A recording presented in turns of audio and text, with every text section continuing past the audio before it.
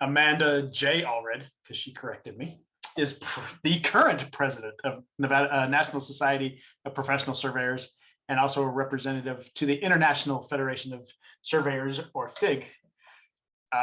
Amanda is currently employed by the United States Army Corps of Engineers as a district land surveyor for the Walla Walla district. Her position oversees the land surveying activities for the development of water resource projects on the Columbia and Snake Rivers.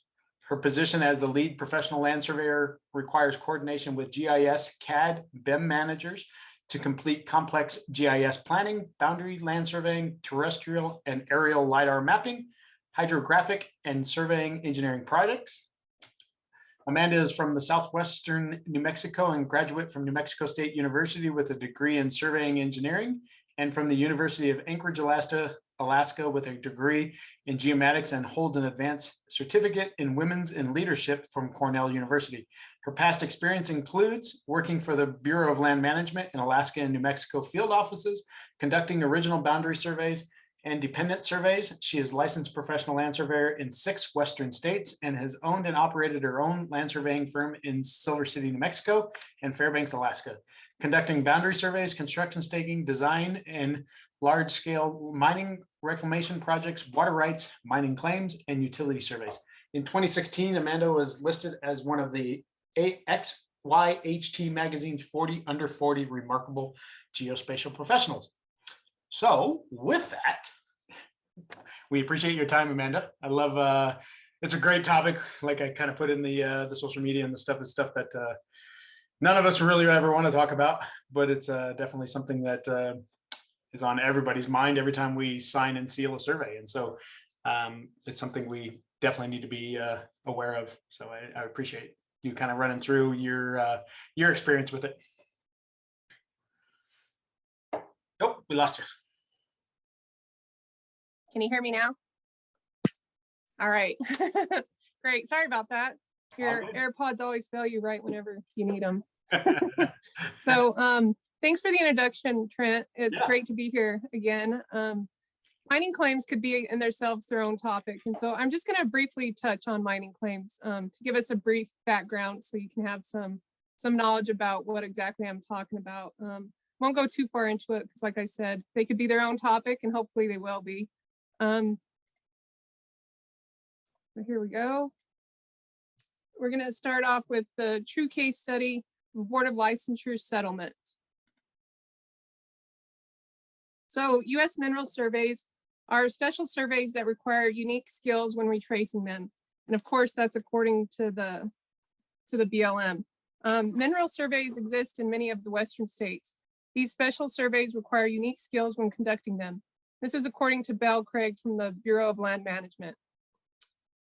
A mineral survey is a survey of a mining claim. Mineral surveys are official surveys executed by a US mineral surveyor under the direction of a BLM cadastral chief in the jurisdiction where the mining claim lies or is located.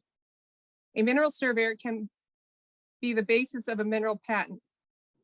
This manual describes the general principles of both survey and resurvey of mining claims, as well as mineral segregation surveys.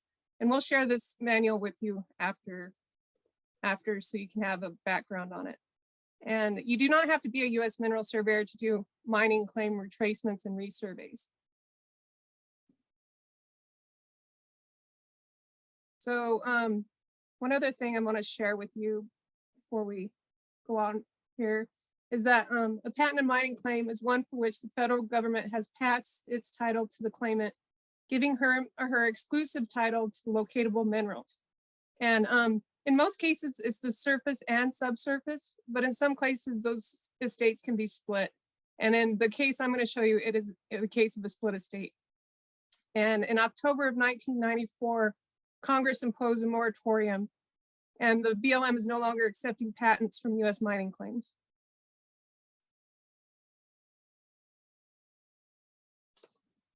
All right.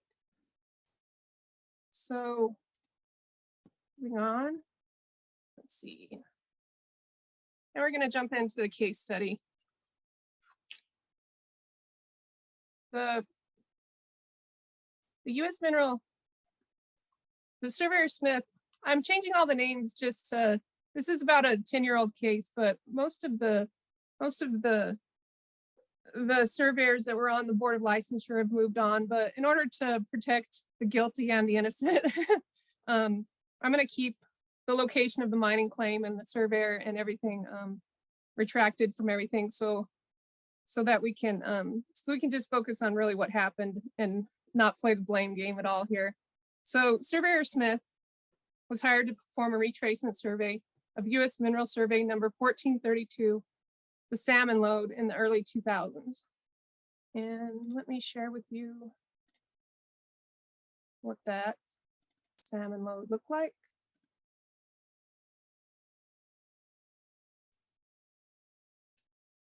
If anybody's surveyed minerals. So this is the original, this is the survey plat of the salmon lode. It was surveyed in 1923. And comparatively speaking to how complicated, some of these mining claims can be, this was a pretty straightforward one. It was only adjoined down here in the corner by another lode.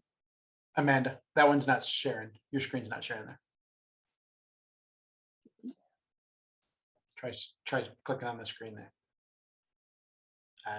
There you go. This Perfect. is what the mineral survey looked like, the salmon lode. And like I said, it's pretty straightforward. It was 19.1 acres in size. Lode surveys, lode claims are normally 600 feet by one side on 1,500 feet on the other. And it was connected by another lode claim down here in the corner. And the unique thing about this claim was that it actually overlapped onto a town site. So let me pull up the town site one.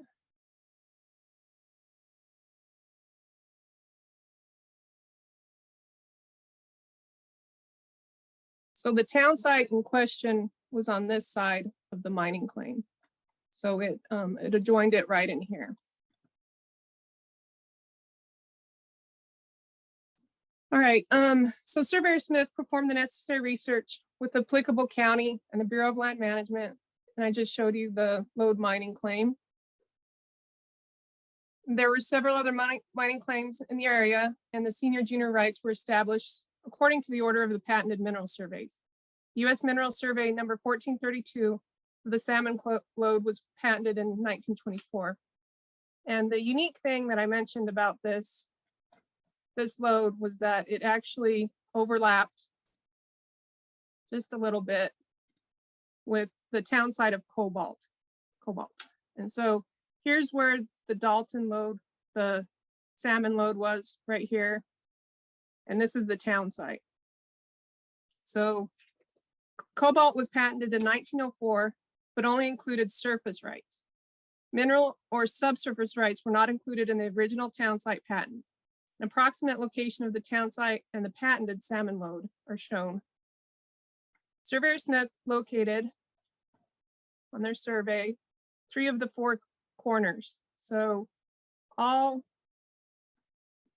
3 corners were located, corner 2, corner 3, corner 4 down here. And this was the only corner that wasn't there. What Surveyor Smith located were 2.5-inch US Department of Agriculture Forest Service aluminum caps on 3 of those corners, and this number 5 was missing. So Surveyor Smith reset the missing claim corner using the land grant method as shown on page 176 of the 2009 BLM manual and chapter 5 of the US Mineral Surveys. Claim corner that was missing happened to fall within the town site of Cobalt. So you can see right here is the approximate boundary of the town site, and down here was the missing claim corner. When Surveyor Smith's field crews were setting the claim corner, a lot owner by the name of Walton noticed the corner and filed a complaint with the Board of Licensure. This complaint was approximately 50 pages in length and detailed out exactly how Smith should have deferred to the town site plat of Cobalt. The complainant had previously worked for the BLM many years prior and insisted they knew the process better than the surveyor. And because the surveyor did not tie a 1/4 corner referenced on the town site plat did not cut out the town site lots from the mining claim, that Surveyor Smith was in error. The State Board of Licensure in question had 6 different PLSs review this plat of survey. So not only did the investigator review it, but they had 6 different surveyors review it as well.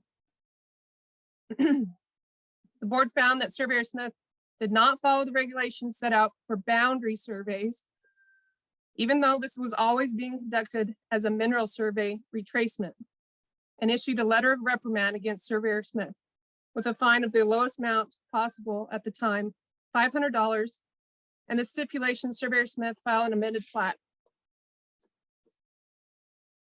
showing the location of the town site lots as delineated out of the load claim and removing the load claim corner. So they wanted this load claim corner removed. They wanted the town site mapped, and they wanted the whole plat amended to show the lots within the town site.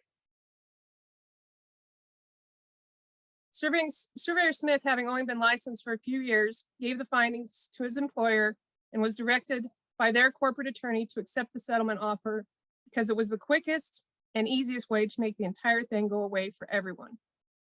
It did not matter that the decision was an error and Smith had performed the agreed upon survey of the salmon lode. Board of Licensure members also spoke to Surveyor Smith, and because the complainant continually submitted documents, badgered the surveyor, the investigator, the executive director for the Board of Licensure, and anyone and everyone they could reach, the board also implored Surveyor Smith to also just sign the deal so everyone could move on with their lives and put the whole matter to rest.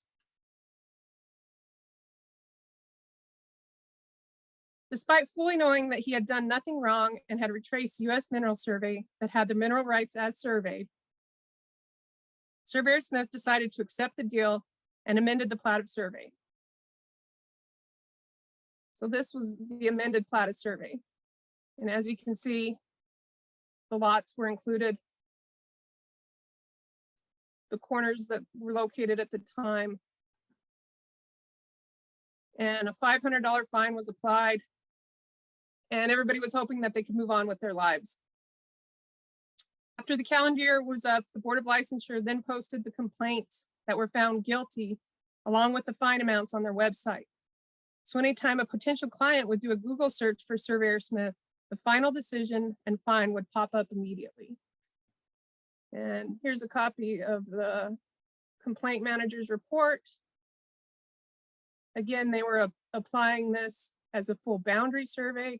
They never looked at it as being a lode mining claim retracement. So the technical review process included the boundary surveying principles. And they never applied it as a lode mining claim. And here's the $50 fine that they agreed upon and the plat of survey that I showed you. Here's the settlement agreement. Any of you all that have been through this process would be familiar with these documents. And here's the signed document. And here's the original. Let's go back to the original again. The posting of Surveyor Smith's name on the website, along with the other guilty parties, had incredibly huge detrimental effects on the surveyor and his reputation. Several years later, upon attempting to become licensed in other states and being asked if they had ever had a jurisdiction find them guilty of failure to follow state laws and regulations, Smith was denied licensure and required to provide all documentation with lengthy descriptions of the matter, and finally denied licensure. Upon being denied licensure in another jurisdiction, Surveyor Smith contacted 2 US mineral surveyors who subsequently provided testimony and hired a well-known and widely respected attorney. The Board of Licensure reopened the case and ultimately rescinded and dismissed the underlying complaint. See if I can find that document because it is very interesting. So here's the final plat. Let's find the rescinded.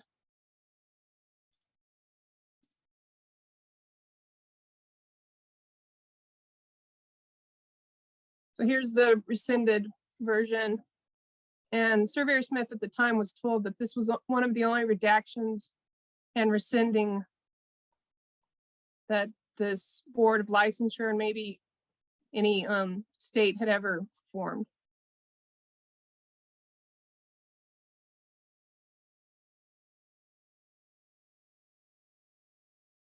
So the point of all this is really to impart that whenever you get brought before a board of licensure, it's really important to take care of yourself. And what ends up happening in most of these cases, especially if you work for a large corporation, is that the corporation wants it to go away as quickly as the board of licensure does and as quickly as everybody else does. But what is vital to keep in mind is that we all are not perfect, and that even the board of licensure can get things wrong at times. And nobody is responsible for your reputation like you are. So in hindsight, I think what Surveyor Smith would have and should have done was to find the US Mineral Surveyors to begin with. So they could have testified to the board of licensure, and he should have hired a higher powered attorney of his own, because what the corporate attorney was looking out for was billable hours. And he was wanting to keep his client happy and not overbill the corporation. And so the corporate attorney, the people that Surveyor Smith worked for, and the board of licensure all had hair in the game as to make this go away as quickly as possible. And they didn't care at the point where it became detrimental to his reputation and even for their employment and for the licensure. So I think in hindsight, what we should all do is really find the experts on these subject matters and get them to testify for us and go before the board of licensure for us as well. And we're too quick to just sign these agreements and think they'll go away and they won't have detrimental effects. So is there any questions? Yeah, I mean, the point that you bring up at the very end, right? That's one of the things with the I licensing can't hear you, board. Trent. Oh, how about now? Anybody else hear me? Maybe it's just Amanda. I can hear you. Yeah, okay. Oh, Can you hear me, I'm Amanda? so sorry, I can't hear you. Denied, Amanda. Try jumping off and jumping back on. Jump off and jump back on. I'll text you. I'll tell her to jump off and jump back on.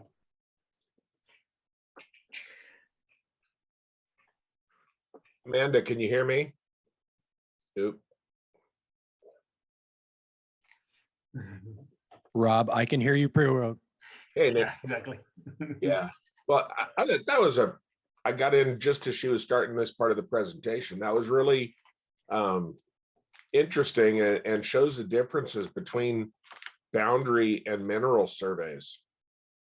Yeah. And also it highlights that unless you're the principal of the firm or the officers of the corporation is looking out for. I'm so sorry, I can't hear you. It's okay. The corporation is looking out for the best interests of their client, where the employee of the corporation really wasn't the client of that corporate attorney. That's a great point. Yeah, and they should have been more interested in protecting the mineral survey rights of that client. You know, they really dropped the ball not only for their employee but for their client as well. In this case, the fine was $50. No, it was it was 500, but Oh, 500. Okay. Yeah, thanks. and that was the minimum amount at that time. I mean, it's easy for a bean canner to make that call. Hey, Trent, do you recall if mineral surveys are on the professional surveyor exam? No. Hey, Sean, go ahead and look at the exam specifications for the PS and double check that. Rob, I don't think they are in Nevada. And the comment I would make on all of this is, having sat on the board as a guest for a couple of these kind of situations, I'm kind of amazed at the number of surveyors that show up without counsel, period, which is probably a real serious recipe for disaster. Yeah, absolutely. I think, you know, that goes to the point of many surveyors thinking that they're attorneys. Exactly. Yeah, and Go for it, Schroeder. Schroeder has his hand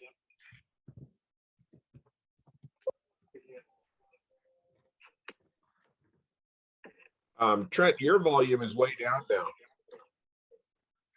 Oh, you're muted. That's why. And I just did a quick check on the NCAS exam specs, and mineral isn't on the exam specs, so it's probably good to have a kind of a general knowledge of them. Yeah, exactly. We'll go with Schroeder, and then John has a great comment in the chat as well. Go for it, Schroeder. Yeah, well, can you hear me okay? Yeah, you're good. Yeah, so very interesting. Thank you, Amanda. Good presentation. So yeah, it's very complex. In Alaska, we have a lot of cases where the mineral estate and the surface estate, the lines do not co-align. And this is a little bit Alaska stuff, but some of our big selections for the Alaska Native Claims Settlement Act were set up that regional corporations had selections for the mineral estate, and village selections or other disposals of federal property were surface rights only. An exception to that were the native allotments that came from the 1906 Native Allotment Act that sunsetted in 1971. And those allotments got both the surface state and the mineral state. And as a cadastral chief, so many times you really just had to put that thinking cap on. What are we surveying? Are we surveying for mineral or surface estate or subsurface estate? And what was really difficult from the federal perspective was the master title plats. It shows ownership, and you really had to know, what you were looking at on those notations in both the physical master title plat and the historical index that goes to it, and really think they're separate. And it caused great confusion when those lines didn't align, and it became a drafting challenge to put both estates, surface and subsurface, on a master title plat, because you only have one document. It's in 2D plan view. And boy, I have seen give that to GIS people that don't know the difference between surface and land estate and run into sort of the same problems. And then you get a state licensed surveyor. What's he surveying? You really have to keep aware of that in a lot of locations. I know Gene Cooper really well. He's a private land surveyor in Colorado, with all that mineral entry, deals with this too, when you have, different ownerships on both surface and subsurface estates. So it can be a very complex situation. And this particular case is not unusual up here. For instance, the city of Nome is a huge town site that was settled in the early 1900s, but there was all these mineral claims with it. So the surface rights and the subsurface rights didn't align. And boy, you bring a state licensed land surveyor into survey, and the layman gets mixed up with who owns what. That these markers that are on the ground only relate to the subsurface, or they only relate to the surface. And those ownerships are clear if you kind of know that perspective. But if people mix them up and thinks that the mineral survey is surface estate, and buyer beware when you look at the patent or the subsequent titles that come out, what's being transferred, what's being sold here? Is it both surface and subsurface? You're golden. If you're only getting one or the other, you have to know what rights attached to those ownerships. So yeah, and thank you for bringing that up, Michael.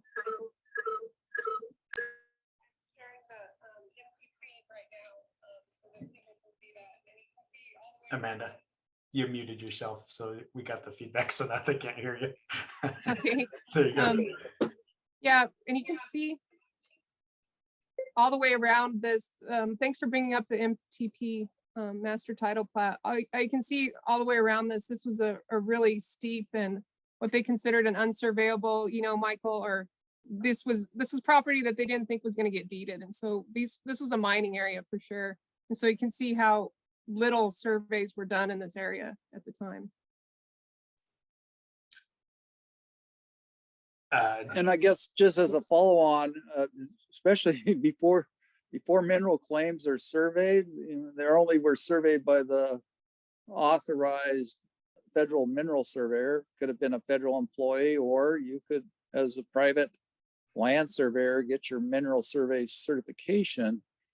But when they were just claims and they weren't tied, or in a lot of cases, there's one location monument that went into a mining area, and all the mining claims that got mineral surveys so they could be patented mineral patents for subsurface. They were just cartoons, right? There was a jigsaw puzzle of people, unless you went to the field and saw where all these location posts were, that the entrymen for the mineral surveys had to maintain their corners of their claims. But you get in all this junior and senior, who filed the mineral claims first, and there's a lot of gun battles and blood on the floor and in the saloons and everything else about claim hopping. Very interesting part of our history. That's awesome. I love that, Schroeder. We could do, like you said, you could do a whole presentation just on this mineral survey. And then I looking at Sean's comments. I mean, it's something that's real popular in the West, is all of these mineral surveys and the load claims and all that kind of stuff. And so, being an East Coast surveyor, probably not having a lot to involvement in that kind of stuff. Going back one thing to Amanda on John's question, do you know if there was any recourse on those prior surveyors that kind of testified against Surveyor Smith doing the wrong thing? No. And he didn't get his $500 back either. So, he was pretty happy just to make this whole thing go away and get his name removed off the website. And because it was kind of a long shot, even getting them to rescind this thing, because very few people like to admit they were wrong. Unfortunately, most of the board members were gone at that point, and the investigator was still there, and he was very apologetic, and they were able to work everything out for the benefit of the surveyor and the client. The client really lost out, because this created a lot of havoc for them for many years, because of this misinterpretation of of surface versus subsurface and the split estate.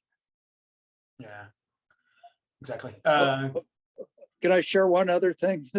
Yeah, go for it, Schroeder, and then we'll go to Trent after that. How many people have seen the reality TV show Gold Rush?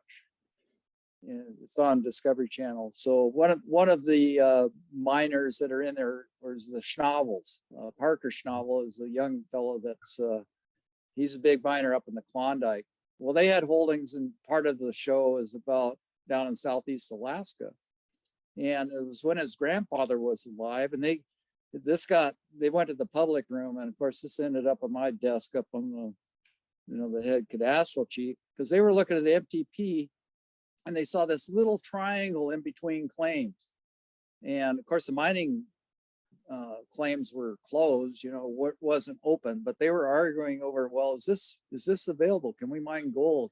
And they were looking at this cartoon master title plat like Amanda just brought up. I said, I can't tell you this. You can't rely, this is not a landline boundary map. This is a representation of the title of surface and subsurface. I can't tell you there's really a triangle there, and who would attach to it, and who can dig dirt and pull yellow rocks out of the ground. And it was a real long conversation of trying to educate the public on, what a master title plat is and surface and subsurface ownership. And yeah, someone posted a question. I bet there's a lot of disputes. Oh, you can only imagine. And then the state of Alaska, they just do it by aliquot part in townships that have 2-mile exteriors, and they let entry people go in to the southeast quarter, the northeast quarter of the southwest quarter of section 12 that's in the middle of a township that's never been surveyed. So you think there's chaos? There's lots of chaos. That would have been a great ending point. I love that. But GS 14 wasn't enough money to handle some of these things. Not a bad day. I love that. Trent and then George, go for it. Yeah, I missed you, I'm Shorter. just thinking about a survey I just recently retraced here. I'm wondering about certifications on a survey. You Huh? work about names, that's something I'm definitely not familiar with, right? But I just retraced a few weeks ago a boundary survey on a rural right of way in rural town that there's no information on this road, and there's a big curve in it. So there's kind of some interpretation. It's not just like a 33 feet off center line type of deal. And there's a surveyor that did way retracement on there, and his certification says, I did a survey, I turned on the GPS, I didn't localize to anything, I didn't calibrate to anything, I didn't rotate to anything, I didn't write a description, I didn't set property corners, all because it wasn't part of the scope. So here's a survey that's absolutely useless to anybody, and there you go, and he filed it. Right. And I look at that, I'm like, so I've talked to some other surveys in there. I'm like, is this something we report? But at the same time, he's certified to doing absolutely nothing. So I wonder if in front of the board, that's the way it would end up, because he's certified to what he did or didn't actually do, maybe. Oh my God. Yeah, that's a great point, Trent. Yeah, but it goes back to organic licensing statute that says you're there to protect the public. If you're hired to do something and then you say I did absolutely nothing, how are you protecting that public? I think the board would be all over that. Absolutely, I agree. I see a lot of plats that says the basis of bearings are GPS. Now, what does that mean? Don't get me started on certifications, because We'll be here all night. Yeah. I love it. Go for it, Schroeder. Keep going. I Okay, missed you. I missed you, Schroeder. Your input has been awesome. I love it. Go for it, George. okay, so that was a non-survey survey is what we're basically all agreeing to. That's what he performed. As far as Exactly. this other surveyor, he may have gotten satisfaction from the board in if they removed the bad information from the website for people that researched him, but in the meantime, he accumulated a bad reputation from everybody that dealt with this from the time it was posted until the time it was taken off. And it probably didn't stop them, because people talk about surveyors. They ask, well, who would you recommend? Well, I was using so-and-so. Well, no, you can't. I wouldn't use him because he had a bad comment on the professional board's website. He got reprimanded. Ridiculous. I mean, it's really sad, because I don't see how you would undo that. So shame on the board for not really looking into the total, what the scope of his survey was. And did he have a written scope? If he had a written scope, that would have been the first document I would have shoved in their face. Yeah. He did, and it didn't matter. It's Shame on interesting them. because they, everything that he brought forward to them, they never caught on that it was a US Mineral Survey, that it was a retracement of a US Mineral Survey. And no matter how many times he said that, they never caught on to that. And actually, the last time this came up, he mentioned this to me, that he got an email from the landowners, and he said they had a knock on their door, and these people were demanding that they get off, he get off their property and all these things. And so again, Surveyor Smith sent the deeds, sent the documents, actually found the surveyor that had retraced the survey and provided all the documents and the rescinding and everything. And he never heard anything again, but these have long-term effects for not only the surveyor, but the client as well, and in a small town, like you said, his reputation was sunk for quite a number of years, and it may not have ever fully recovered. Well, and wasn't the town site just surface rights? Wasn't that done without subsurface rights? So the town site really had no way to control what the mineral survey, what the patented mining claim had, because they had the underground rights to the minerals, as I understand it. So you know, if they'd have read their deeds, they would have excluded subsurface rights, if I'm not mistaken. Or they Yeah, should have. that's correct. And that, if you ever saw the movie Finding Forrester, this isn't exactly a soup question. I used to say that all the time to surveying. This isn't a surveying question, but it ends up in your ballpark or in your conversation because you're an expert in land things.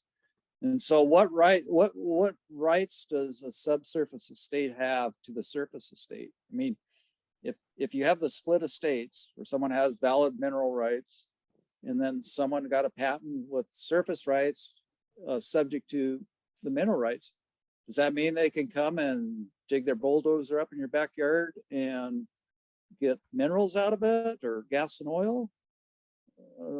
Then you're going, well, this isn't a surveying question. You know, who do I go to? But it's true, and it people don't realize when they get the subsequent title to these, they look at their title report and it says subject to any valid mineral rights, that someone can come and put a gas and oil well.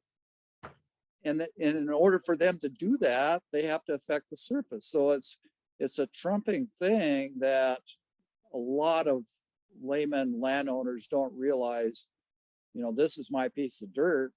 Well, no, someone that has that subsurface under that to enjoy those mineral subsurface rights has the right to enter onto your surface and with reasonable, and if they damage it, they're liable to, you know, remediate it and like things or have minimal impact. But this is all lawyer stuff. This stuff goes to court so much.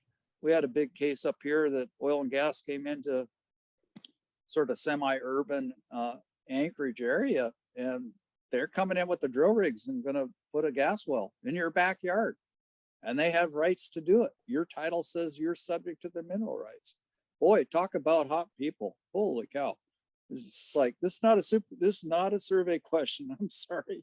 Go get the legal beagles here to explain to. This is what I know or I've learned, but I'm not the expert on title to advise you, but it's pretty clear. The laws were written so that you could have this split estate, but there's a lot of surprises out there. Yeah, boy, it's crazy stuff. Let's see. Anybody else have kind of comments or questions? I have to kind of like mute you and unmute you, Amanda. That's why you might miss part of that conversation. I'm like, oh crap, I gotta unmute her. So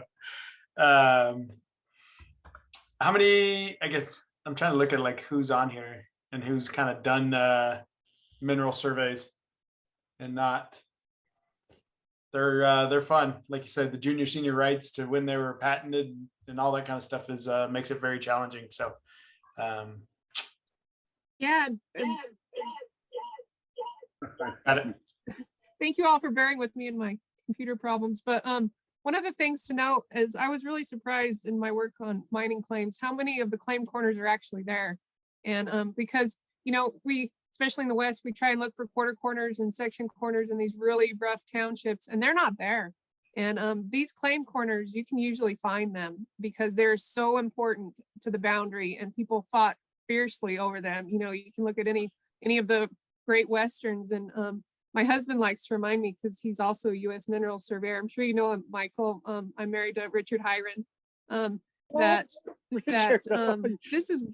was the basis of licensure for surveyors because of all these problems in the West. And it's really interesting to note that this is where our license came from, because the US Mineral Surveyors were held to such a high regard. And they're passing away quicker than we can ever replace them, because you can't become a US Mineral Surveyor anymore. So Richard did say it was the most difficult test he'd ever taken, and he's licensed in 5 states. I think the rest of That's a small world. Richard is a very good friend, and I highly respect him as both a land and a mineral surveyor. I think in Alaska, we're down to something like, when I retired, 10 or 12 people that maintain their mineral survey license. But wow, that's cool, Amanda. Yeah, I think, did you say there's like 6 of them left or something, Amanda? There's less than 100. Richard's going to get his certificate, the BLM misplaced his certificate and he was real worried about it. He could care less about his state ones, but that US Mineral Surveyor is his most important one. And I know the last time I checked, maybe 5 years ago, there was less than 100 in the whole United States. And I would bet that's probably half that at this point. That's happening with the entire profession, though. There's Yeah. a huge aging process going on, as Mike and Rob and I can well represent. Exactly.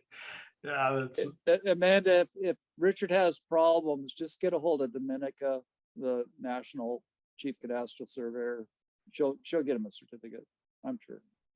Yeah, he got it. He got it straightened out last week. He's happy. We haven't seen it, but it's in the mail at least. Trent, you don't have one yet, do you? I'm out. Yeah, she just told me I can't get one.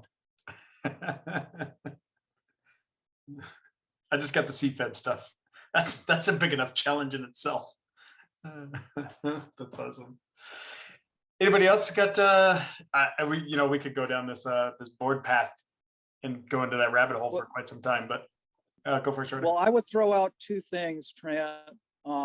If you have state conferences and you're looking for speakers, or hey, maybe a mentoring Monday, Gene Cooper would be really good to have. And I know he does presentations. And then I'm trying to think of the other person, his last name starts with a no. I want to say Olson, but that's not right.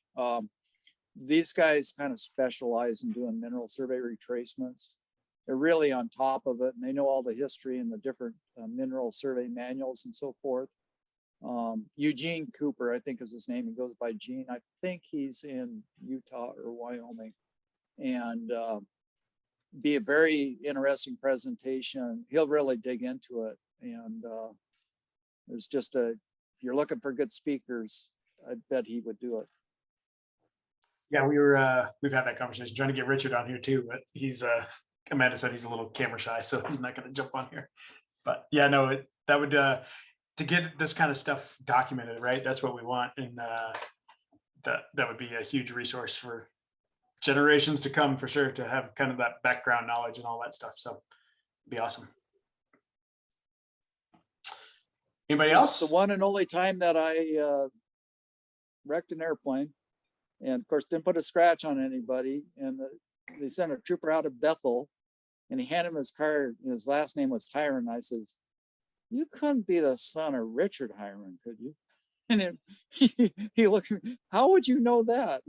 So it was his son. But yeah, I hope Richard's health's doing well too. I know he had battles like me and Steve with various things, but good. Yeah, go for it, Danny. I just wanted to also make a comment, piggybacking on Michael's comment about Gene Cooper. I was able to participate in a session of his for our state classes that we had, our convention, whatever you want to call it. Very informative. It was called, I think it was called The Tale of 100 Stones. He's been working on a mineral retracement over the last 20 years. Oh, wow. He was showing, I won't go into it. It was quite interesting. And if he could even do an excerpt of that presentation, it's pretty mind-blowing, the results he's had over 20 years of the same parcel that he's been retracing. That's cool. Yeah, I'll definitely look it up. I will hunt him down. And I think he lives in Colorado, if I remember right. Okay. Yeah, that's what Schroeder said in the beginning. Yeah. Go for it, Amanda. Yeah, and there's a lot of money specializing in this particular area. When I worked in Silver City, as you all might be aware, that's really the kid country, and a lot of fights went on down there. And there's still to this day people that overstake huge corporations that they watch in particular to see if their mining claims aren't up to date, because they may not be patented, but you can still, as Michael said, you can still stake claims over one another, and it's a huge game even to this day.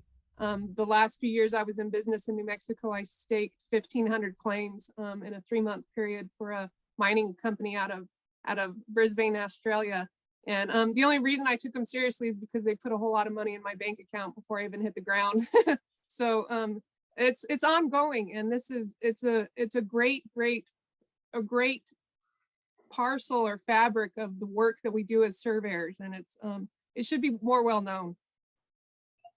Yeah, it's pretty big in Nevada as well. I know there's quite a few of them laying out a bunch of stuff for undisclosed electric car company. we'll go with that, right? Trying to mine a bunch of the stuff for the batteries and all that kind of stuff. So it's been going on. Created a lot of work here as well. Go for it, Josh. No, I did a quick Google. The 2018 to 2021 Mineral Surveyor roster BLM publishes only has 29 names on it. Ouch. Yeah, there you go. There's Majority are Alaska from a percentage standpoint. It was what? Alaska? Alaska probably had the highest number, and it was probably only about 7-8 people. That's crazy. Crazy.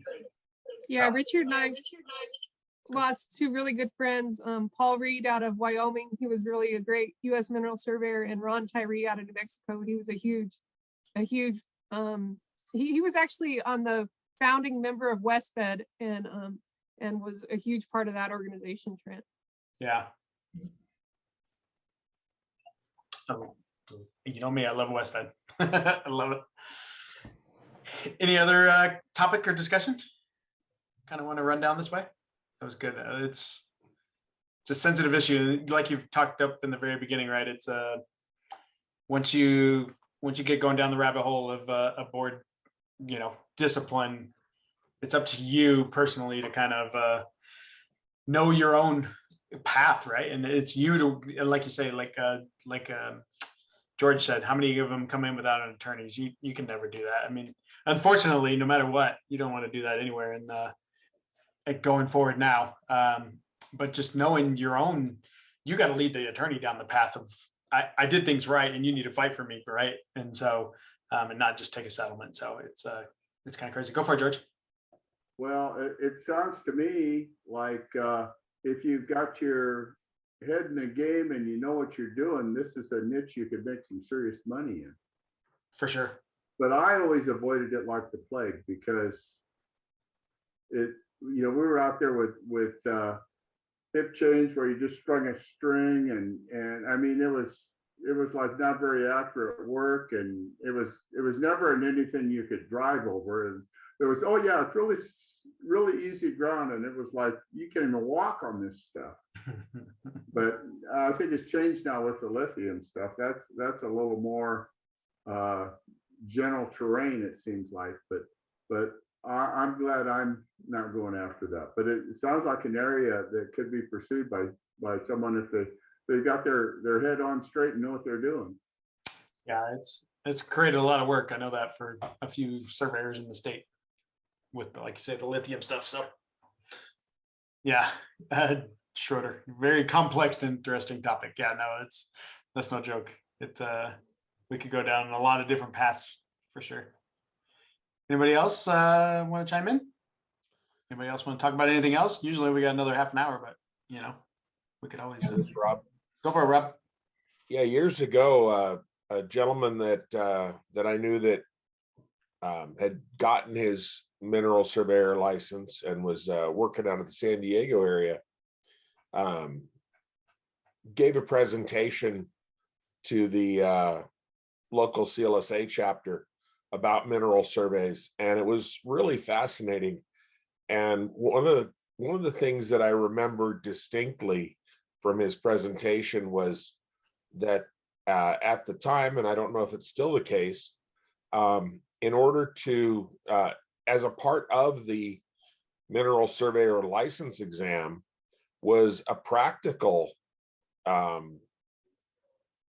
of the exam where you actually went out and they had stations established on the ground at the licensing site, and you would do a solar observation to establish a direction to some target that they had where they'd already surveyed this in, and you had to match their numbers. And he said that was pretty cool, and he was not sure if he was using a T16 or a T1 or a T2, but one of the people in the class took his brand new total station instrument out and forgot to put on the prism on the front and smoked the distance measuring device inside the total station because of that. Oh, jeez. Something to remember is the roll-off prism. Yeah, no kidding.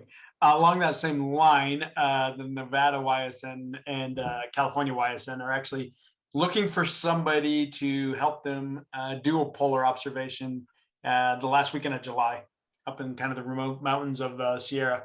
So, George, can you do a polar observation still? That's the problem, right? No one's done them in 40 years. So trying to find somebody that remembers it enough to be able to do it again. That's what we're looking for somebody. Jerry's in. I've done hundreds and hundreds and still can do one. I always use the white card, so T2, T16. But sometime if I got time, I'll tell you about retracing some US surveys for Moravian missions that were done in the late 1800s in Alaska, some of the very first surveys. And we had to recreate their solar using the altitude method. They would set their clock in Juneau at the beginning of the season, wood clocks, sail all the way around the Aleutians up to Northwest Alaska, took their solars and then checked their clock back in Juneau at the end of the season, heading to Seattle. So dealing with wooden clock drift, veneer transit, try to recreate the solar using the equipment so you could get in the footsteps. It was very interesting because once we got onto them, we started finding those markers, but the bearing was not what you would get with go taking your brand new shiny GPS out there. That's not what he'd use. So we recreated 800 or 300 series US surveys in Alaska by getting in their footsteps with their bearing by doing the solars the way they did in that day and age. Oh my gosh. Well, come to California in July. I'll bring you down. Right, it's probably been 35 years since I last did a solar. Yeah. There's roll-offs. There you go. I love it. We're gonna get one of you guys to come down and help us. Go for it, Nick. Well, they did teach us how to. Go ahead, Amanda. Dr. Riley made us do solars at New Mexico State. And then when I was working for the BLM, Mike Wilson we always tied in with the solar whenever the sun would shine in Southeast Alaska. We still weren't trusting GPS in the early 2000s. And so there's a few of us that aren't so old, maybe-ish, that have done them as well. So we can thank Dr. Riley for that. Yeah, exactly. That's awesome. Well, then maybe Amanda's coming to the YSN camp out. See? Go for it, Nick. Amanda, thanks for the nice presentation. Different subject, but on this Onx Hunt app, are you guys using that? I know some of the field guys do. Yeah, they're definitely using it for property line searches, at least get you in the ballpark at least. Okay, yeah. After trying this app out for a while in the field, I'm convinced as an owner that does boundary that, paying the yearly license for this thing for your field guys is a no-brainer. So just wanted to throw that out there. I'm loving it. It's making my job so much easier in some cases. And they do have this cool offline map capability to where you can select a big rectangle where you're going to work. And then you don't have to have the cell service in order to get it live on your phone. But being able to physically walk to some of these corners, sometimes, I mean, you don't even need to get an instrument out. You can just walk right to it, see it. Oh, that's probably it. Wand it, find it. And, and it just really helps for the recon. That's awesome. You got just Onx Maps, right? Is that the one? I was going to throw it in the chat. Yeah, ONX. Yeah. And I think it's $100 if you want their elite package, which gives you all 50 states, the offline maps. And then there's a 20% discount, Hunt 20 or something like that. So it ends up being $80 for the yearly subscription.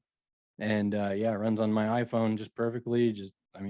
For being able to screenshot it on the web too. And it just shows all the property ownership, not just the lines, but actually the names of the owners. So if you're doing a situation where you got to go knock on some doors or you have to mail some letters, without having to get into a county or local GIS and know exactly how it works, that you could just jump in this thing and just window it and take a screenshot and know. Probably in a lot of cases, of course, they may not have the most updated deeds in all cases, but it's pretty fresh data. Yeah, close enough anyway. That's awesome. Yeah, I know some of the guys are using it. That's cool. A And then you- project that I had going when I left, we had a really good spatial data management system rectification, because in general, most Alaska surveys were pretty tight and tied to good control. And so I worked with the GIS guys to make, they were on this project to make geo-referenced PDFs of all of the cadastral plats, rectangular and small tract US surveys.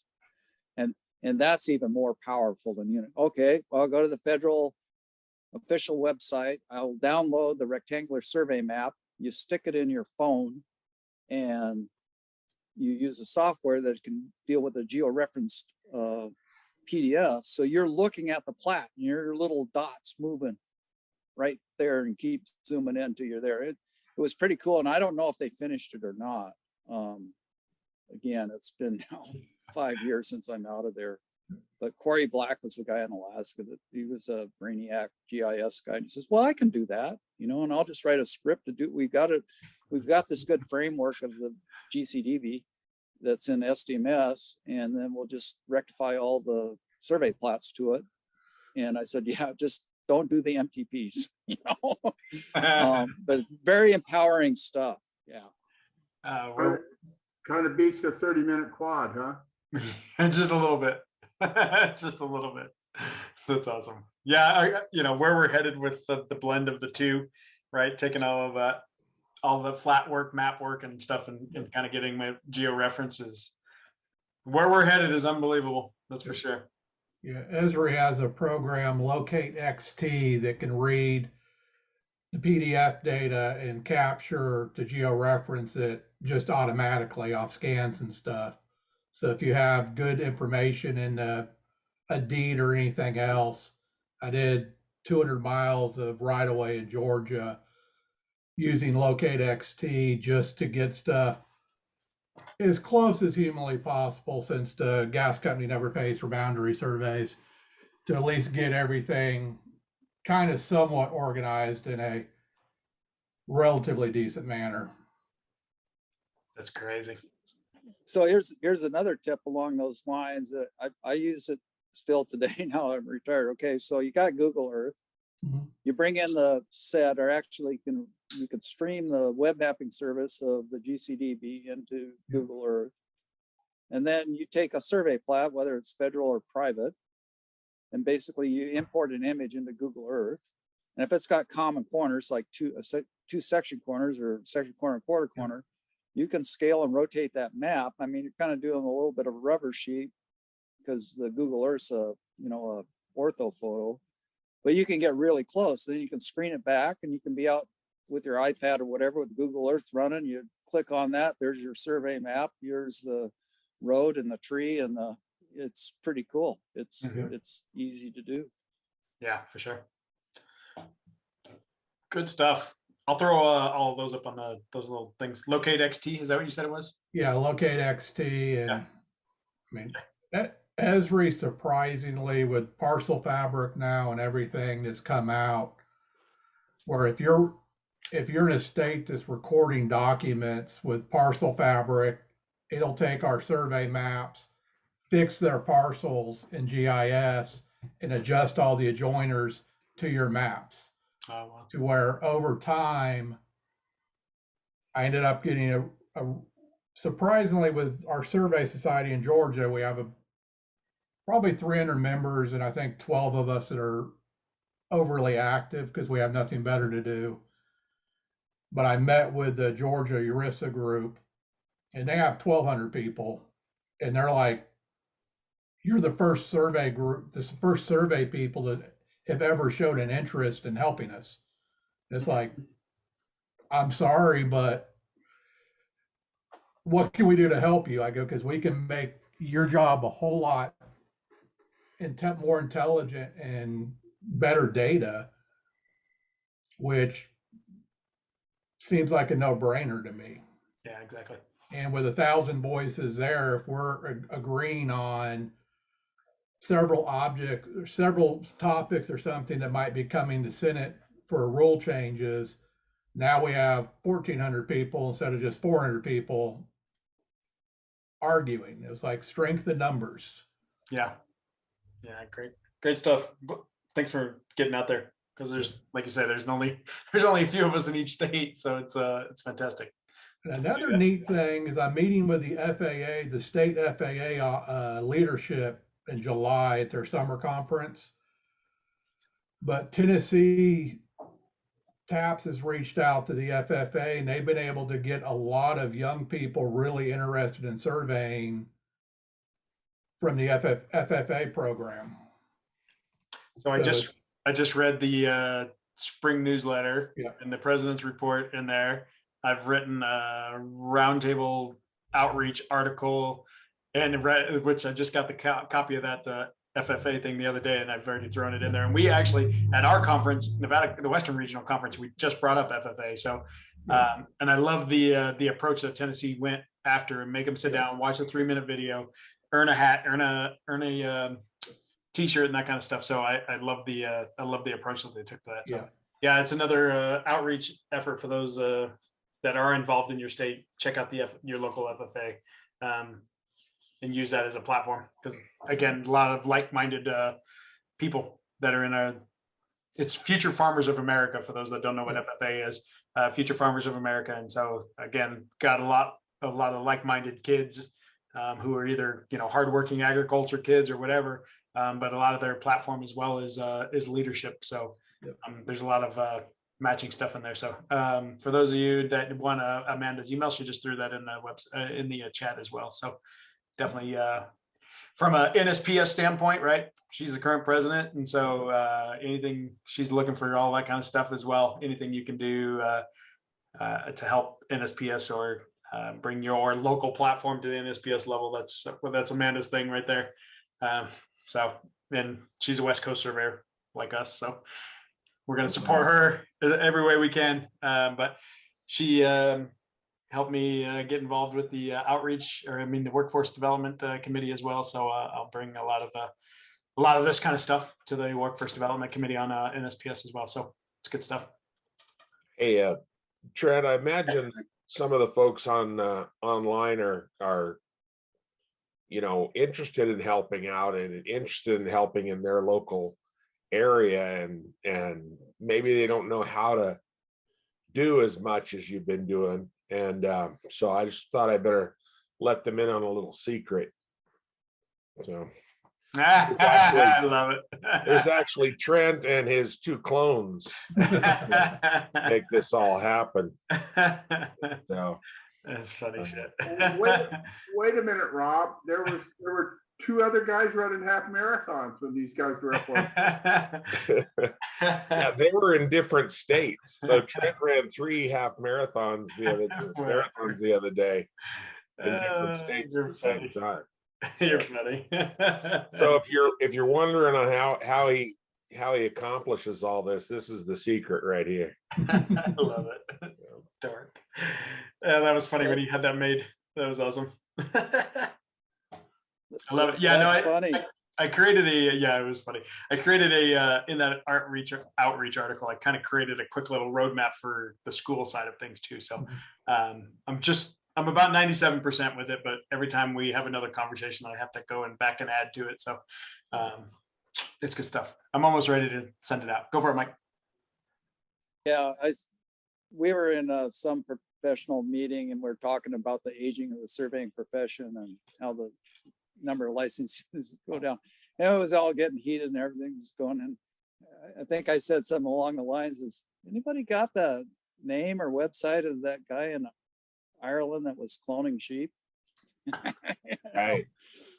It just depends who we clone though, right? So yeah, Trent has that guy's contact information. He's on speed dial. Hey, one of my former staff called me about a couple weeks ago, and something he mentioned was junior golf. you know, as, people that might be interested in surveying as a profession. Gotcha. Yeah, that would be, I'm sure there's lots of little organizations that we could probably pop into, but junior golf, man, those kids are like hardcore ready to try to make it to the PGA and be the next Tiger. So it might be hard to get in with some of those kids. They're focused on that for a while until they're probably in their mid-20s and they realize they can't shoot like 59s every week, I guess. Yeah, they can't break 80. So Yeah, exactly. It's gonna take a while to get them involved. That's crazy. Any last parting words, Amanda, before we jump off? Yeah, like Trent said, my ambition is to really start with the grassroots problems. And so if you all have troubles going on in your state, please reach out to me because I don't think we're communicating well enough with the local surveyors and really getting into what bothers you and what's going on with you. And as Michael knows, what's happening in Nome, Alaska doesn't really fit Kissimmee, Florida. And so we have to expand our ground and really listen to the membership out there. So please use that email and share it and let me know how I can help. awesome. Cool. All right. Well, if nobody's got anything else, we'll call it another night. I appreciate it, man. That was awesome. I love it. It great causes a great discussion and that kind of stuff, which is what we love about this. There's so much more to learn just from the sidebar conversations than even just a presentation, right? And so it's awesome. Well, I think that's it. I appreciate it, you guys. Have a good Monday night. Have a good week. Rob's typing Thanks, away Barry. there. All right, guys. Bye, guys. Have a good night. Yeah. Bye. Bye, everybody.